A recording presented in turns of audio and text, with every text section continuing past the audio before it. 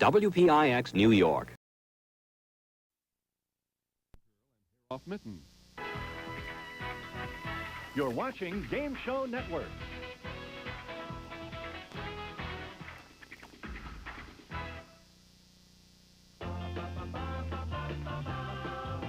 Ladies and gentlemen, Gary Moore.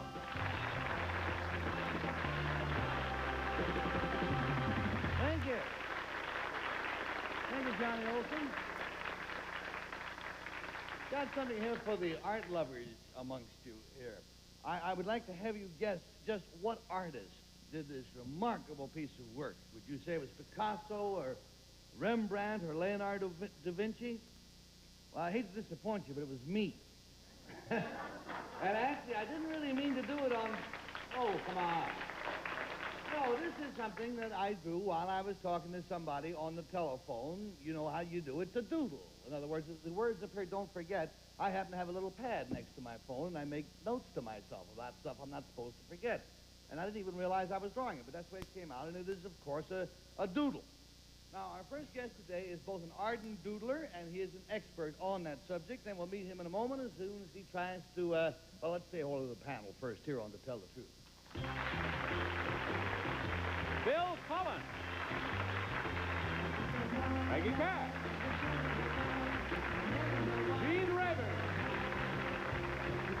And Kitty Carlisle.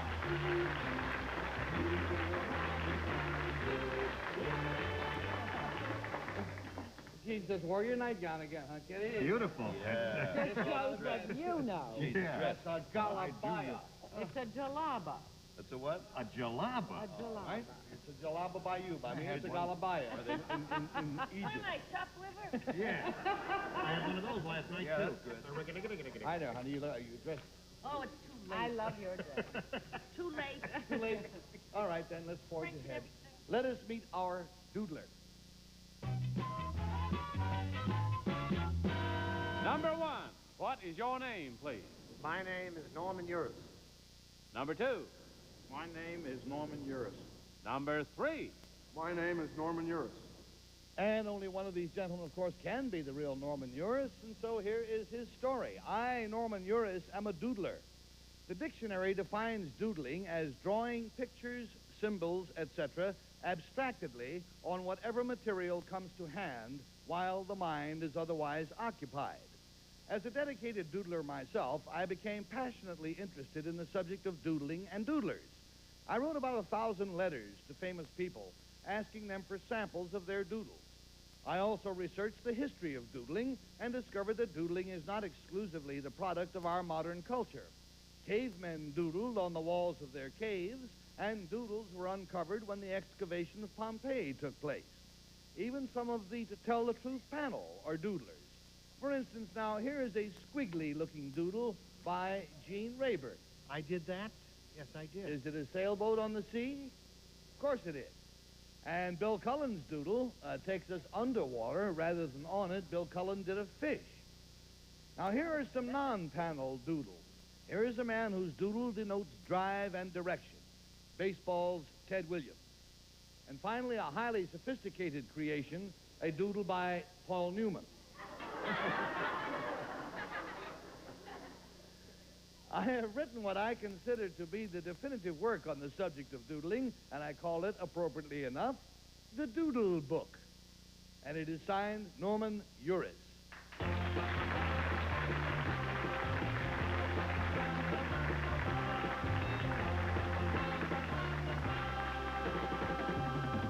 And we'll begin our questioning after a few doodles from our clients. A baby needs Mommy every second, no matter how Mommy feels. So for a bad case of heartburn, I needed fast relief. I thought about those new heartburn pills. Then I remembered. In the hospital, they gave me Maalox. This demonstration shows that acid blockers don't neutralize the acid already in your stomach. Maalox starts to neutralize that acid in minutes. And it's the #1 choice of hospitals. That's just what I needed. No, we needed. Maalox, the first choice for hospitals, the fast choice for you. One phone call can change your life. One call, and you'll have a Health Rider, the exercise machine that started a fitness revolution. The Health Rider will be delivered to your door fully assembled. so you can try it in your own home for 30 days. In just those 30 days with the Health Rider, you'll find that you'll look and feel better. Your clothes will fit better. You'll even sleep better. That's because the Health Rider gently stretches and tones every major muscle group in your body at the same time. So in just minutes a day, you get a full body workout. You won't believe what a difference that can make to your life. You'll have more energy, you'll lose weight, you'll build muscle. And if all that doesn't happen, just send the Health Rider back for a full refund. But it will happen. It will surely happen. So call us for information. Now is the time to feel good about yourself, to get off the diet merry-go-round and lose those pounds and inches. Call us now. The call is free. The trial is free. One phone call can change your life. Hi, I'm Linda Carter, and I'm here to tell you why ordering your contact lenses direct from Lens Express is Such a great idea. We're America's largest contact lens replacement service. Call now for a free catalog and save up to 50% by ordering direct from Lens Express. And I get the exact lenses my doctor prescribed or my money back. Now that's What I call service. I couldn't do without. Lens Express. Call this number now for a free Lens Express catalog. To some lenders, refinancing means just paying off your first mortgage. At the money store, there are other options. Credit cards, auto loans, and your mortgage. We often consolidate all of them to improve a homeowner's budget. That's the money store difference. You not only lower the rate on your mortgage, but you also lower your total monthly payment. The money store refinance. One loan, one payment. Call the money store at 1-800-LOAN-YES. That's 1-800-LOAN-YES. It's celebrity gossip. You pretended when? Honey, straight from the celebrities. I like to die with a smile on my face, and I don't care. You're going to tonight. Husbands and wives tell all. I told you, my husband is a nudist. And sometimes they surprise each other. But darling, you're everything I always... Oh, forget it. Find out how much your favorite celebrities know about each other. Watch Tattletales, Saturday at 5 p.m. Eastern on Game Show Network. All right, here we go. Now, remember that one of these gentlemen only can be Norman Uris, author of the Doodle book. And we'll begin the question with a fellow who doodled a sailboat for us, Gene Rayburn. Thank you, Gary. All right. Mr. Uris, number one. How did the cavemen doodle? I thought, you know, that those rocks were kind of hard and they needed a chisel and all that. And doodling is something you do kind of unconsciously.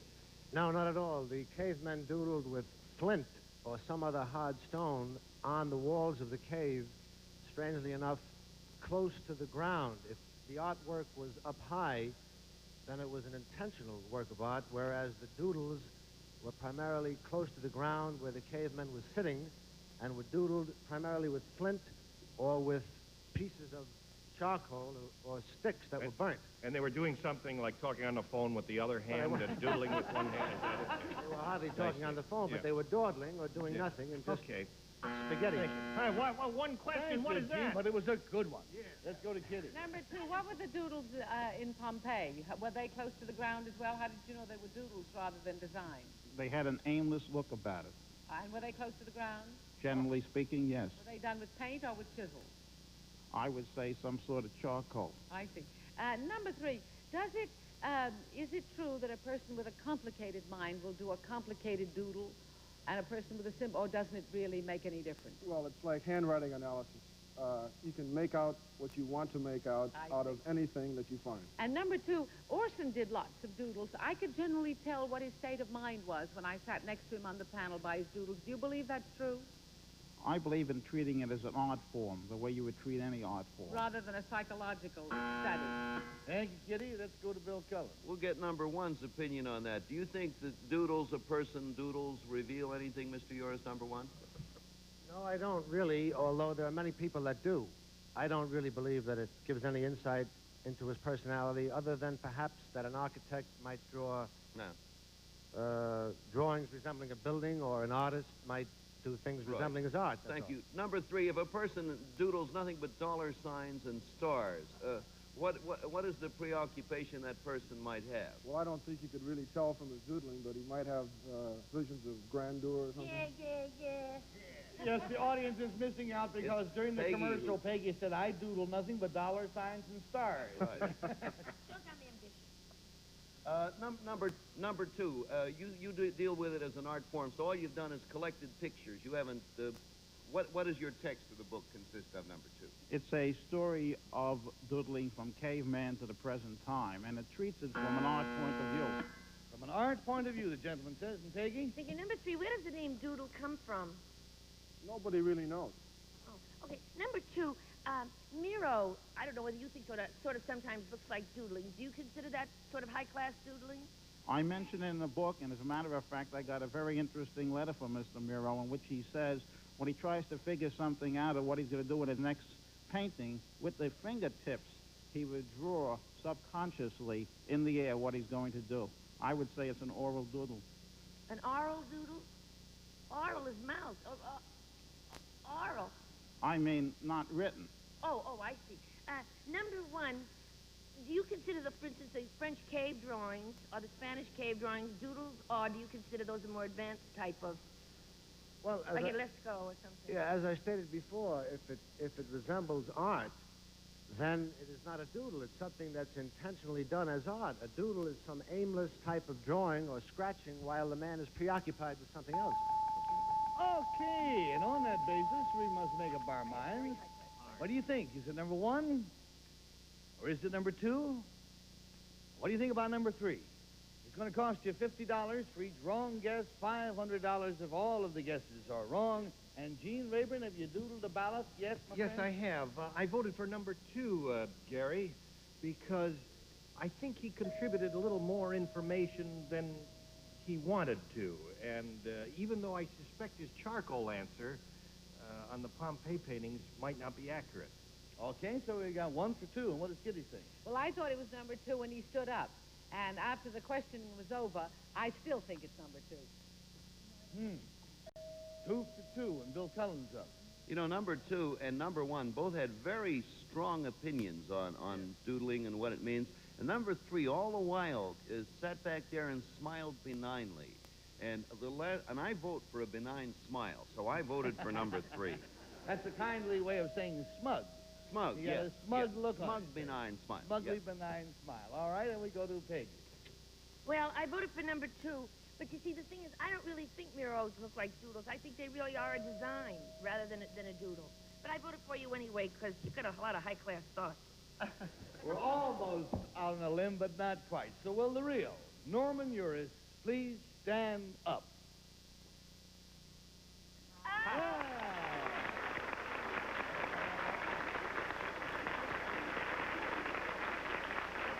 Thank you, Mr. Uris. We'll be back to you in a moment.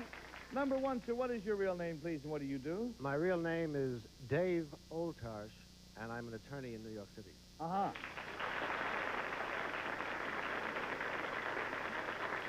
Number 3, sir, what is your real name, please, and what do you do? My name is Jack Swaska, and I'm an account executive for ASCAP. The ASCAP. Let's get this directly from the expert. Mr. Uris, when somebody does doodle dollar signs and stars, what does it mean, or don't you interpret?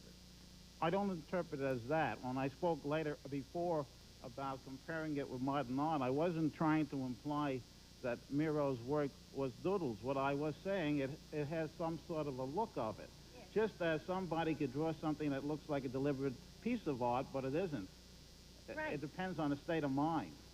All righty. Now, I know that our audience will be interested in seeing some other famous doodles, and if you'll comment on them as we show them here on the screen. Now, that's what, Bill? What did you say? That's good. Yeah. Who that's is that, good. Mr. Uris? President Nixon. That's very What would you say about it? That's very graphic. What would you say about it? It's a geometric design, and it reminds me very much of similar geometric designs I've seen by Leonardo da Vinci. That's right, yeah. Very similar. Yeah. Well, next we have a man who almost made it to Mr. Nixon's job, but not quite. This is Hubert Humphrey. I think you could read into it whatever you like to read into it. I think that's part of the charm of it. To me, it looks like a locomotive. Yeah, me too. Yeah. To me, it looks like the DNA, the chain reaction of the molecules. Okay, if that's what you like. And here is a good friend of all of ours, a fellow from our business. Benny Goodman. Bob Hope. Bob Hope. Bob Hope. It took me a long time to get one of Bob Hope's, good friend of mine is a good friend of Bob Hope's, and he's been following around trying to get it. And Bob Hope would only doodle on linen napkins. We couldn't get it out of the restaurant. Finally, somewhere over there, I think it says 801%. That's Bob. That's Bob. Yeah, let's right. look at Princess Grace and see what she did here. That's pretty. Actually, only the middle part of the flower is a doodle. The rest of it is a planned piece of art. And it really shows what you can do with something that starts out as a doodle, and then later you can make a planned piece of art with it. And I explain it in my book, The Doodle Book, and I have other illustrations. Okay, well, thank you. It's been fascinating. Thank you very much, Norman Uris, and thank you, Imposters, for being with us here on To Tell the Truth.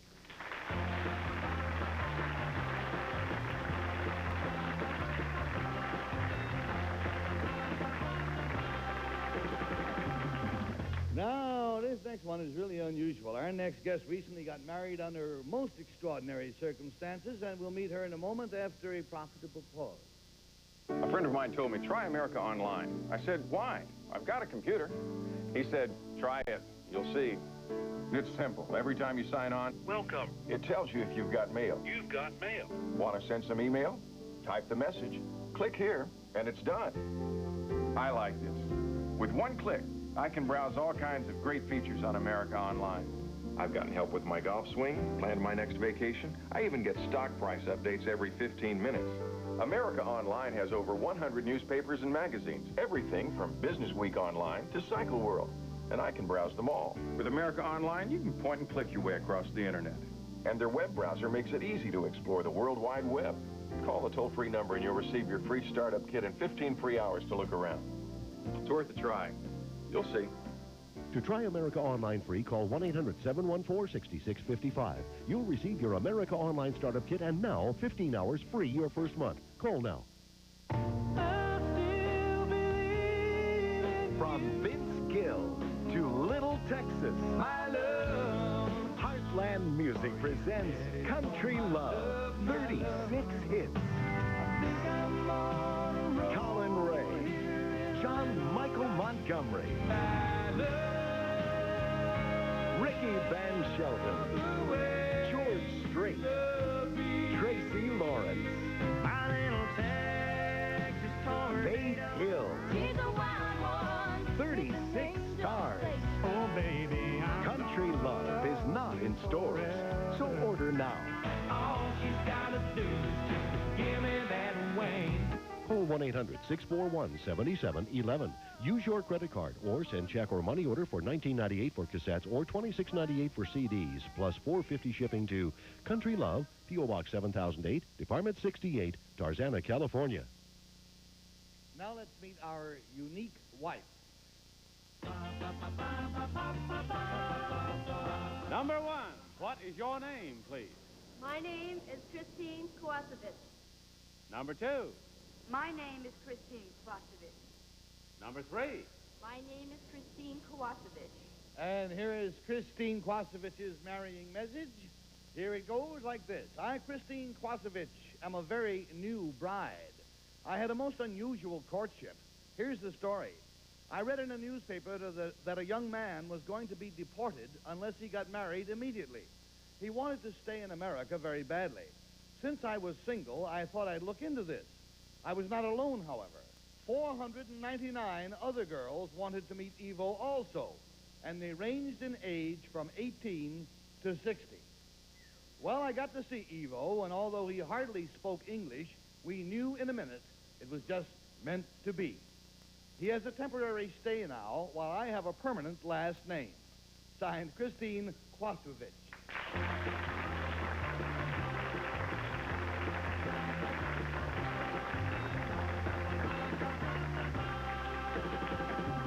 And you got to admit, this is a different story. Bill Cullen, you want to start on it? Number three, this Evo got to be too much. Now, is he like the handsomest, most romantic fellow you ever saw, or was he when you first saw him, number three? Well, not at first. About 4 hours later, he was. 4 hours it took him. That's fast, even in Pittsburgh. Number one, with 499 girls who sought his hand, Do you think there's ever a possibility that Ivo might mention this to you in an argument and say, well, you're not the only fish in the stream, or, you know, regular Croatian words to that effect, number one? No, before we ever been married, when I first met him, he's from Yugoslavia, and they're very family-orientated, and he's very devoted. Number two, before this happened, had you had regular boyfriends and suitors, and were you going out on dates and things like that? Yes, but you see, I met Ivo, and he Yeah. just had the European charm about him, and... Thank you, Bill. That takes us to Peggy. Well, number one, how's it going? Fine. It's great. Number two, how long does one have to stay married? I mean, if you, God forbid, but I mean, if anything happened and you got a divorce, will they ship him right back to Yugoslavia? Well, there's a possibility of it now. See, he has to go to Germany to get a temporary visa. Why does he have to go to Germany? He doesn't have a passport now. Oh. He's on an extended... Thank you. Number three, where did this take place? In what city? I mean, where do you and Ivo live? That you read it in the paper. Oh, we live in San Jose. San Jose, California. Thank you. Number one, what does Ivo do for a living? Cement finisher. A what? Cement finisher. Oh, cement finisher. Number three, did you have an interpreter? I mean, 4 hours of looking at one another doesn't really cement the bond. I mean, did somebody tell you what he was saying? And He does well. He can speak some English, and now I'm helping him. Thank you. Well, number... Thank you, Peggy. Let's go to Gene Rayburn. Number one, do you agree that all Yugoslavs have a certain charm about them and sex appeal? Oh, I don't know. I don't know any other. Well, I know all John's friends. I know one who doesn't have. How do you feel about me, number one? I've always liked you. No, my parents were born in Yugoslavia, and I speak the language. Say a word that he taught you. Not allowed. Can't do that. Not allowed to demonstrate. Not allowed. All right, it's a no-no. Number two, where were you married? What city were you married in? Reno. In Reno, Nevada? Yeah. And number three, you say you live in San Jose now? Yes. And when will his status in this country be permanent? Well, it will be permanent as soon as he gets his passport and goes to Germany and gets his papers. Then he can come back to the United States, and after 5 years, he can be a citizen. After 5 years, she says, if indeed she is the one. So, Kitty? Number one, how did Ivo get into the country? He jumped a ship, a Greek ship in New York. Ah, and made his way to California. He was here for 4 months. Speaking no English. Not here, no. How extraordinary. Number two, how did you find out that there were 499 other girls waiting in line? Where did you meet him? Well, I met him at his boarding house, but it was in the San Jose Mercury papers. Oh, that there were all those girls waiting. And number three, who was the interpreter? There was no interpreter. Oh, I see. You managed without an interpreter. There was only the man he was living with. Right. And number one, how long have you been married? 2 weeks. 2 weeks. Oh. Isn't that And on that, we must make up our minds. What do you think? Is it number one? Or do you think it's number two? Or have you a preference for number three? In any event, it's $50 down for each wrong vote, $500 if all the votes are wrong, and Bill Cullen starts. I don't like to vote for ethnic reasons, but Gene, is that a Slavic background? Yes. Number one has a Slavic look. She looks that way, and she looks like a fella by the name of Ivo would go big with her, like a Bill would die or a Gene, no matter what he is, would fall. But it's number one, I'm sure. Whatever that meant, we got one vote for number one. Let's go to Peggy. Oh, he may be Yugoslavian. I don't think she looks Yugoslavian. She does. Number two sounds as though she comes from New York. I don't know.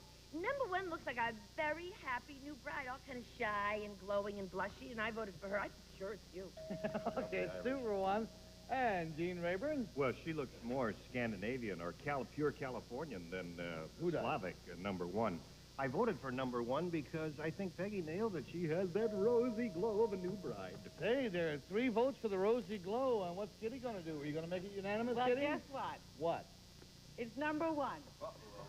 Number one, when Bill said, you mean in 4 hours you found Ivo too much, and she just beamed all over, as much as to say, more than that.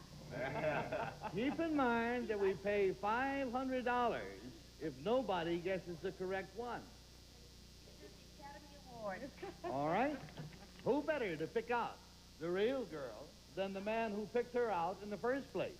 So, Ivo, come out here and pick out your bride.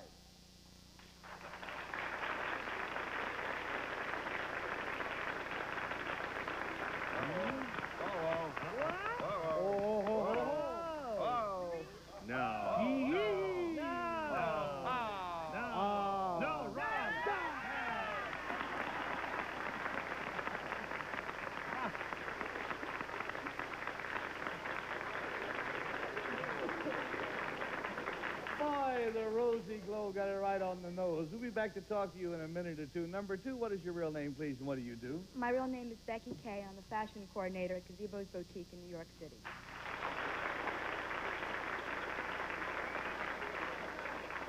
And number 3, what is your real name, please, and what do you do? My name is Leslie Zerla, and I'm a professional clam opener. Professional clam opener. Where? Where did she go? Where do you open professional clams, number 3? All those that aren't equity. In New Jersey. I saw you on a show. You were on a show opening clams with adhesive tape on your fingers, no? No, that was putting sardines. I want to find out now about Ivo and Christina. Gene, talk some Yugoslavian. Do you talk Yugoslavian? Yes. The Serbo-Croatian is kako je, braće? Dobro. Kako je žena? Dobre. Ona zna dobro kuhat? Kuharica, dobro. Ča kuhat? Italijansku hranu kuha. He says she cooks in Italian.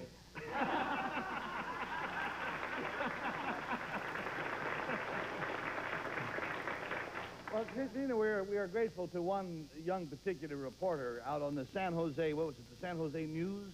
San Jose Mercury, yes. He was the one who put this in the paper and told about Ivo's problem, wasn't it? Yeah. Uh-huh. What was his name? Rick Carroll. Rick Carroll, because we wanted to give him a thank you. And thank you, Ivo. Thank you, Christine. Thank you, Imposters. Thank you, Gene Rayburn, for being here with us on To Tell the Truth. I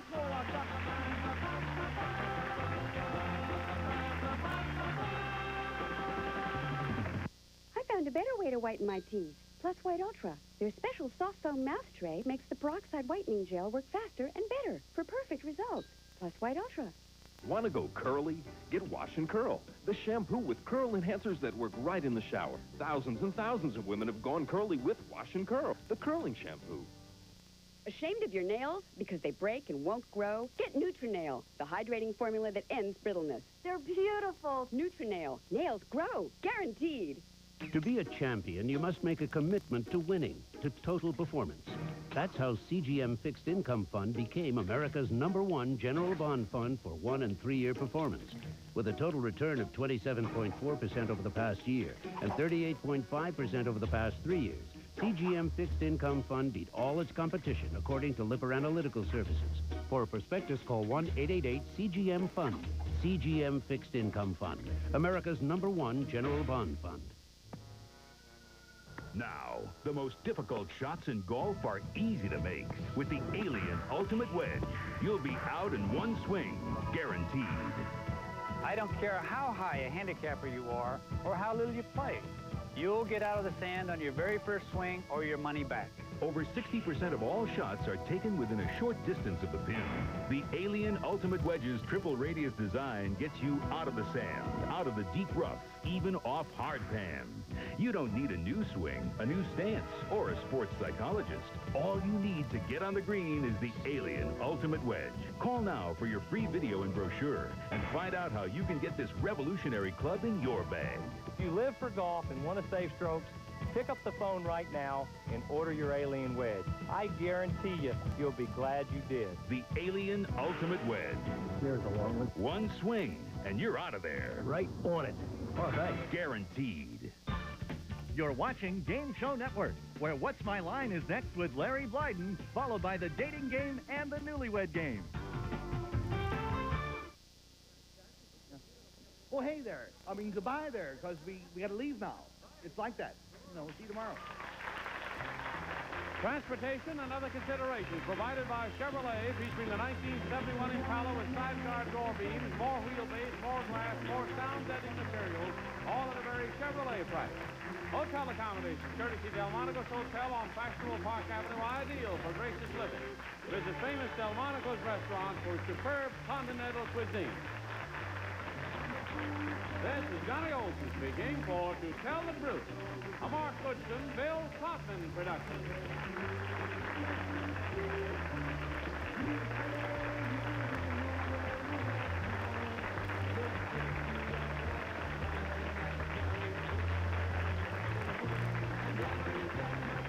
The groovy games continue as Larry Blyden hosts What's My Line, next on Game Show Network.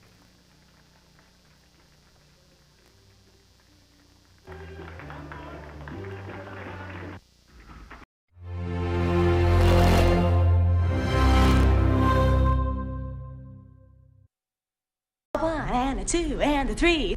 What's the only show on television where it pays to be a liar? That actually hasn't been documented. Sure it has. It's To Tell the Truth with Gary Moore, the most charming of all game show hosts. I'm quite impressed. Here's how it works. 3 contestants claim to be the same person, and then a celebrity panel tries to figure out which is telling the truth. That was a game we played in Pittsburgh, honest. Well, now it's played every day on Game Show Network. Don't miss To Tell the Truth, where honesty is not always the best policy.